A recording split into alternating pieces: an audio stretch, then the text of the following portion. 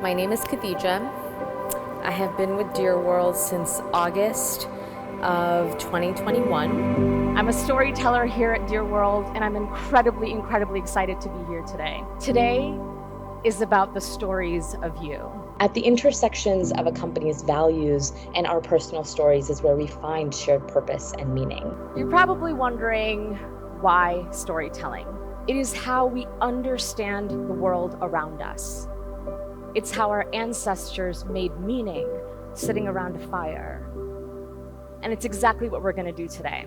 In step one, I'm going to ask you to reflect on your life. I really like that it's incredibly collaborative. It gives me an opportunity to not just learn, but also just live in a really curious state of mind. This is where I'm going to ask you to come up with 3 distinct memories. My 2 daughters and my grandson. My brothers. I was brave, you told me. You are brave. This is where I'm asking you to craft your brain tattoo.